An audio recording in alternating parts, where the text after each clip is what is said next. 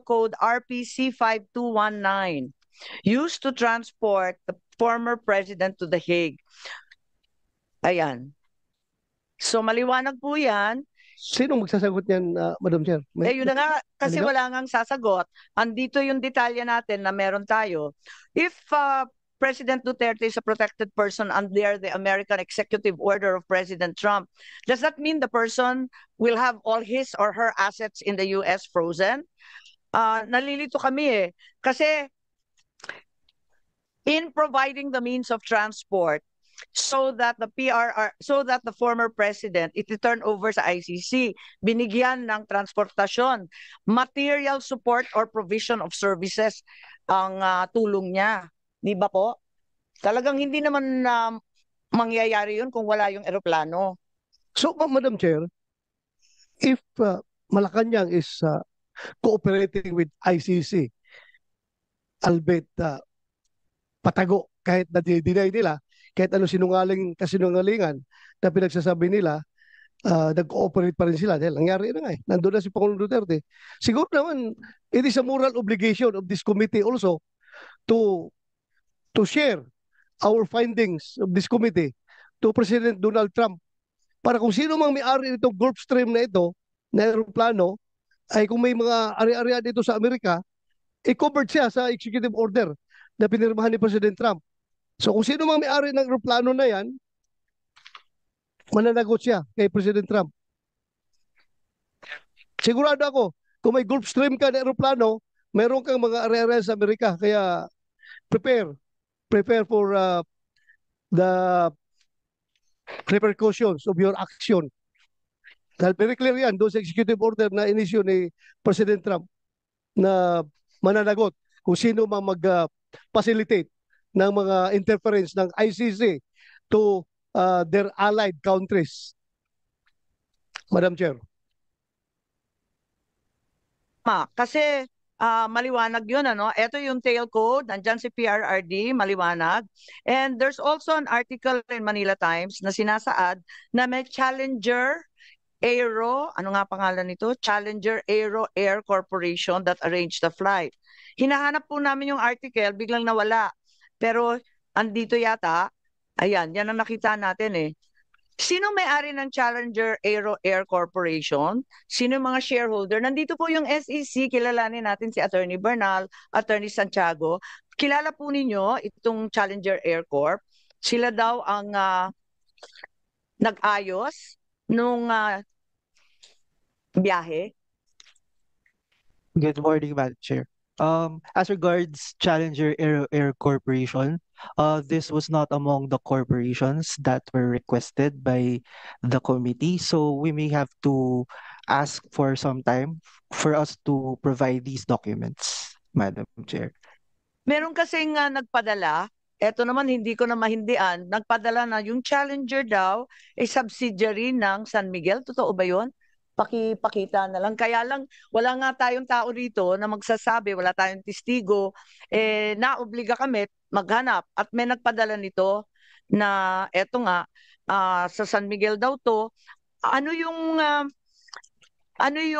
papel ng Challenger kung hindi naman sila may-ari? Kaya nakakapagtaka, kanino ito registered? So, Madam Chair, if I may, Madam Chair. Close na daw sa SEC. Ha? Nakita po natin siya ka. Yung SEC sila. Okay. So, hindi namin mahanap itong Challenger na to. Yes, Senator Bato. Well, I think Attorney Perdino Santiago, you're with SEC, Attorney? Yes, Senator.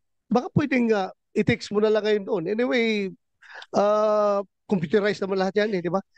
Pwedeng mapadala mo ngayon dito habang hindi pa tayo nag-adjourn. We're already coordinating with the office. Thank you, Attorney. Thank you. Salamat, Madam Chair. Maraming salamat. Pero hindi naman ito may-ari Ang sabi, arrange lang. Sino nga ba yung may-ari nitong aircraft na to?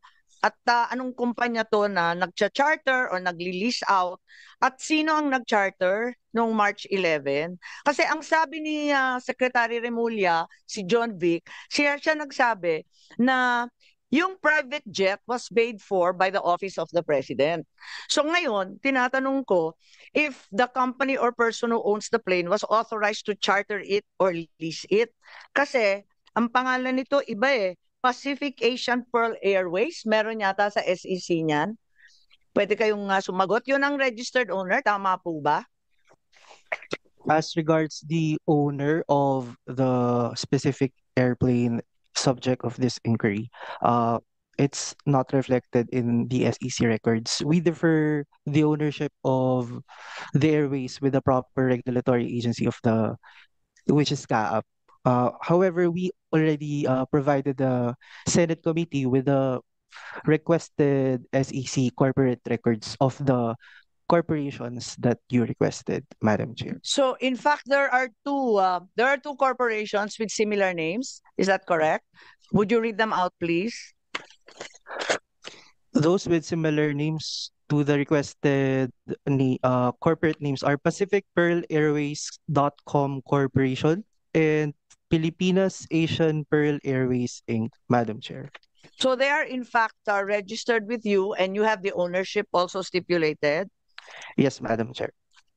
And may we see the names?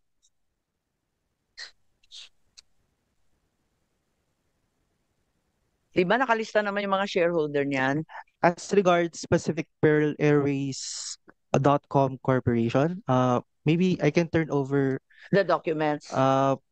to Attorney Bernal from our corporate Okay. company registration and monitoring Sige po. department.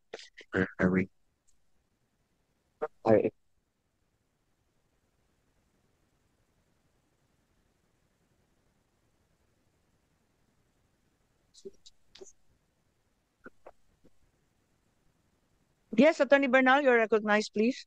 Uh,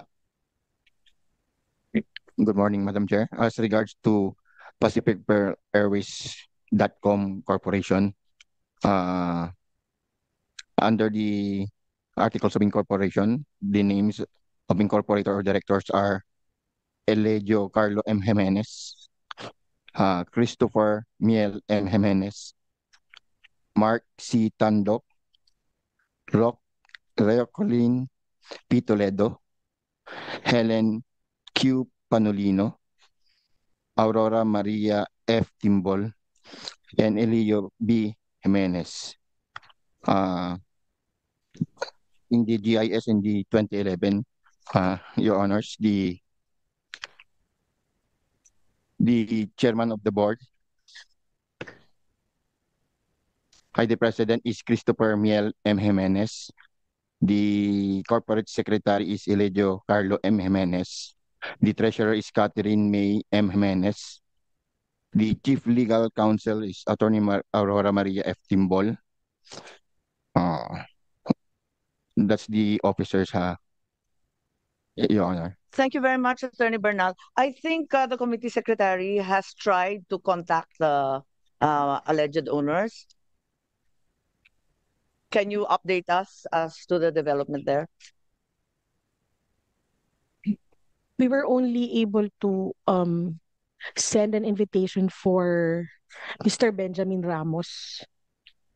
And they haven't responded since They sent their regrets, ma'am, yes. Just yesterday evening po. yesterday. Yes. Okay, so we will need to be hearing from them since he's one of the owners, 30% ownership of the Gulfstream 550.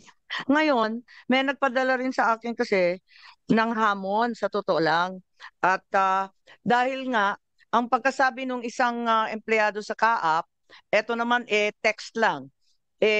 Hindi daw authorized magpa-charter itong eroplanong to dahil personal lang naman to.